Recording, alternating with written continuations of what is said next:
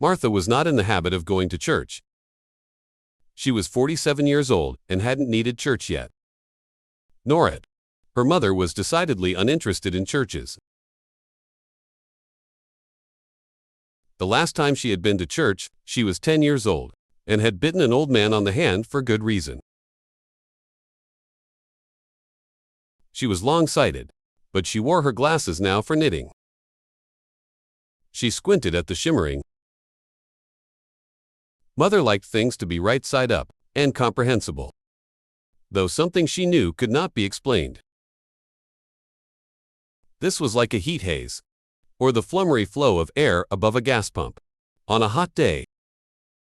Martha looked carefully left and right, down the narrow street, then tramped across it to the church.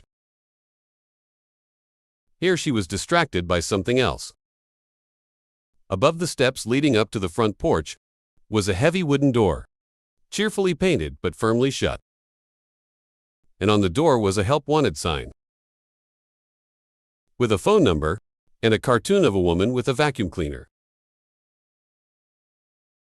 Mother sat heavily on the church steps. Her knees gave her trouble in winter to think about it. But she kept her fingers resting on the handles of her bags in case something untoward happened.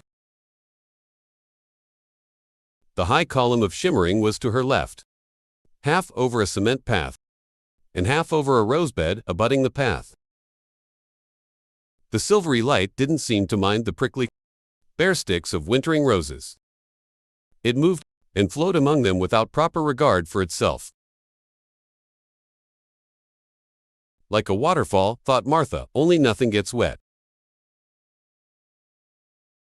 She sat there watching it, her mind busy with other thoughts.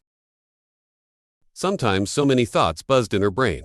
She felt as if she had a beehive on her shoulders, instead of a head. This morning, the buzzing was mild, and had to do with the rose bushes in front of her, cleaning a church, and rectifying her current knitting problem, a complex lace pattern she'd not been able to get right.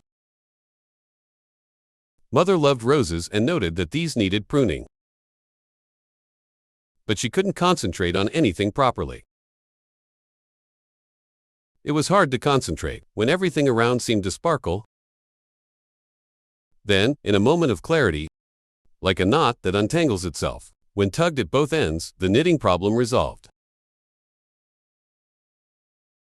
Martha stood up, reread the notice on the church door, then tore it off, and put it in the side pocket of one of her commodious bags. She closed her fingers around the handles. She had barely let go of two of them, stood stiffly, and went home. Sandra was reading in the study. She had once shared with Jack. Outside it was cold and getting dark. It was already dark and cold inside, except for this room, the smallest room at the back of the house. The study was easy to keep warm. There was no point in warming the whole house. For one person. To her left was a pile of books on ancient textiles, and a stack of tagged journal articles. Waiting to be read to her right was a neat tray of work. Completed essays, marked forms filled out. A letter supporting a student's application for scholarship extension. Even here Sandra was spare with the heating. She wore thick socks, a heavy jumper, and a jacket over that. But her fingers were still cold. "Wear wool," said Sandra's mother. "Across 50 years of living, wear that woolen jumper I made you. It's much warmer." But in spite of her fascination with textiles, Sandra had dismissed the comfort and warmth of wool long ago. Wool was too slow, too impractical for a modern world. It might be machine washable, but it still ruined in the dryer. Wool was too romantic, too pastoral, too innocent. The nursery rhymes about sheep, B.A. Black Sheep, Little Bo Peep, all had happy endings.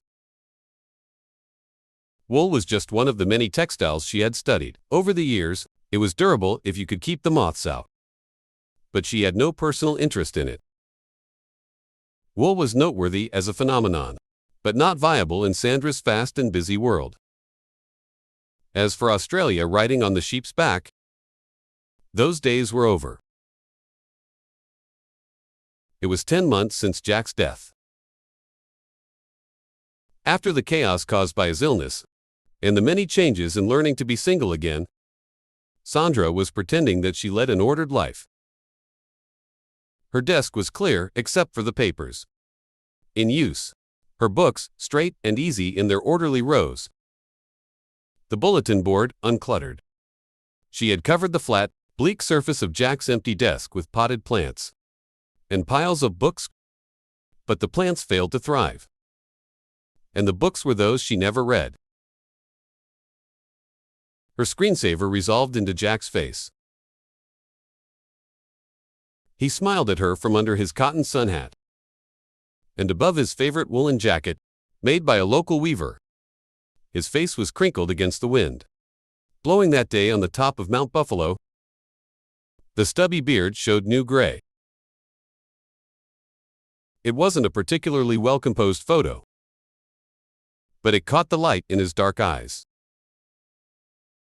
The locking amusement that had stopped Sandra from taking herself too seriously. On difficult days, she turned the screensaver off so she could get on with her work. Jack's photo was one of many available on the program's random choice, but sometimes the timing was terrible.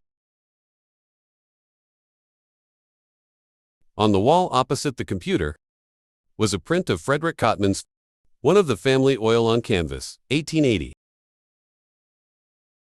Jack, the impossible romantic, had loved that painting, the suffused golden light, the cozy family sitting down to lunch, the interplay of action and relationship, the ridiculous horse at the door. But to Sandra, it had seemed a mockery.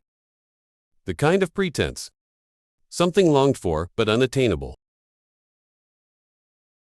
It looked warm and soft and comfortable, like an old cotton dress, but reality was different.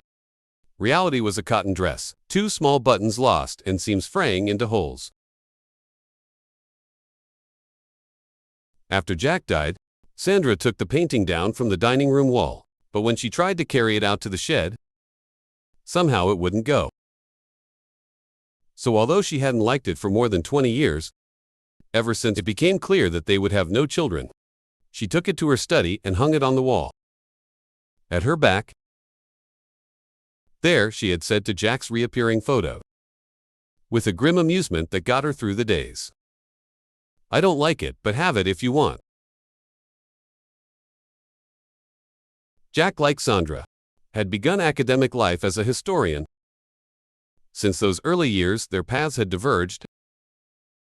Sandra had begun with war history and moved easily to feminism and perceptions of women's work, then concentrated on textiles. Jack had made an even bigger shift.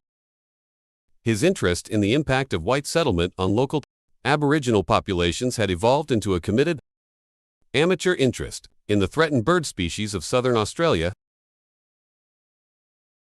Jack might have been romantic, but when it came to disappearing birds, he was in utter driven by alarm at the rapid rate of species extinction. He had been a keen volunteer on reforestation programs, both locally in the Adelaide Hills and farther north, where the introduced rabbits, sheep and goats had decimated the natural habitat. Eventually, his hobby dominated his work. His research was inventive, his record-keeping thorough, his books and journal articles internationally respected.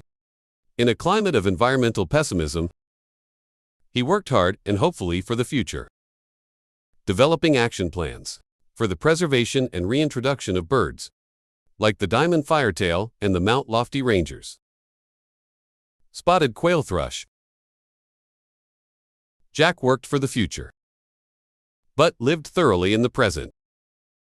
Sandra had seen how every chance finding of even common feathers gave him a little rush of pleasure. She did not share his fascination. Another magpie feather, another water bird killed by a cat, but she envied his delight with more unusual feathers. His white,